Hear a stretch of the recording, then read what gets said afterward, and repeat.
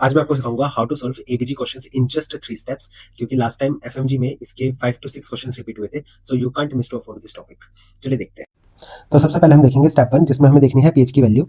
अगर पीएच की value less than 7.35 है तो उसको हम बोलेंगे एसिडोसिस। अगर 7.45 है तो उसको हम बोलते हैं एल्कलोसिस। अगर ये वैल्यू दोनों के बीच में आ रही है तो उसको हम बोलेंगे कंपनसेटेड केस होगा। ठीक है। सेकंड स्टेप होता है जिसमें हमें पकड़ना है कोस को, कि कोस किस वजह से हो रहा है। तो इसके लिए हम निमोनिक याद रखते हैं रोम। R4 होता है रेस्पिरेटरी, O4 होता है अपोजिट, M4 होता है मेटाबॉलिक, E4 होता है इक्वल। यानी कि पीएच की और CO2 की वैल्यूज हमारे पास अपोजिट होगी तो हमारे पास रेस्पिरेटरी कोज होगा, और अगर हमारे पास बाइकार्बोनेट और पीएच की वैल्यू सेम होगी तो मेटाबॉलिक कोज होगा। तो देखते कैसे। अगर यहाँ पे पीएच यहाँ पे डाउन हो रहा है, CO2 यहाँ पे इंक्रीज हो रहा है, यानी कि दोनों की वैल्यूज कैसी है, अपोजिट है। तो इसलिए यहाँ कोज हो गया रेस्पिरेटरी, और पीएच की वैल्यू यहाँ डिक्रीज हो रही है, इसलिए आंसर हो गया एसिडोसिस।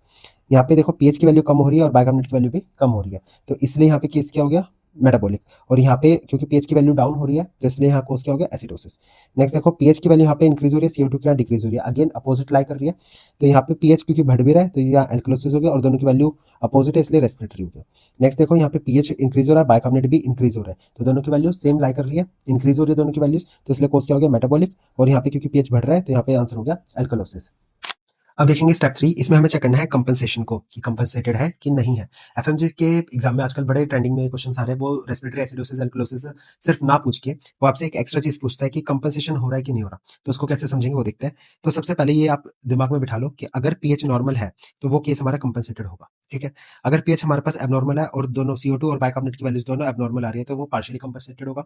अगर पीएच की वैल्यू एबनॉर्मल है और एक वैल्यू, यानी कि अगर हमारे पास CO2 या बाइकार्बोनेट में से एक की वैल्यू एबनॉर्मल है, तो वो अनकंपनसेटेड का केस होगा हमारे पास। तो इसके एग्जाम्पल देखते कैसे।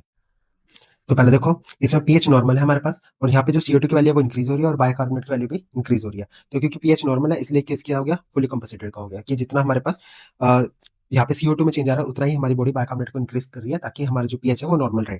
सेकंड केस देखते हैं, पीएच एबनॉर्मल है, बोथ वैल्यूज आर एबनॉर्मल। तो यहाँ पे देखो पीएच यहाँ पे डाउन डिक्रीज हो रही है, CO2 इंक्रीज हो रही है, बाइकार्बोनेट भी इंक्रीज हो रही है। क्योंकि पीएच डिक्रीज हो रही है, CO2 इंक्रीज हो रही है, यानी कि अपोजिट है, यानी कि केस किसका हो गया, रेस्पिरेटरी का। और उसके अलावा यहाँ पे पीएच कम हो रही है तो ये क्या हो गया, एसिडोसिस भी हो गया हमारे पास। तो ये हो गया पार्शियली कंपनसेटेड रेस्पिरेटरी एसिडोसिस। उसके बाद आते हैं पीएच एबनॉर्मल और वन एबनॉर्मल वैल्यू। यहाँ पे देखो पीएच डिक्रीज हो रही है, CO2 इंक्रीज हो रहा है, और बाइकार्बोनेट यहाँ पे नॉर्मल है। तो यानी कि पीएच डाउन है, CO2 इंक्रीज है, अपोजिट हो गया, यानी कि ये केस भी किसका हो गया, रेस्पिरेटरी का हो गया।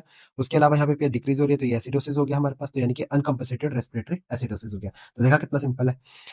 अगर इसमें अगर आपको पीएच नॉर्मल दिखता है, फर्स्ट केस में अगर आपको पीएच नॉर्मल दिख रहा है, तो कैसे पता करें कि ये एसिडोसिस की तरफ जाएगा कि अल्कलोसिस की तरफ जाएगा, है ना। तो उसके लिए आपको क्या समझना है कि अगर पीएच की वैल्यू आपकी 7.35 के आसपास है तो वो केस होगा एसिडोसिस का आपका, तो वहां पे आपको रेस्पिरेटरी एसिडोसिस वहां करना है। और अगर ये वैल्यू नियर 7.45 के है तो वहां पे आपको अल्कलोसिस करना है, मेटाबॉलिक कोज होगा वहां पे।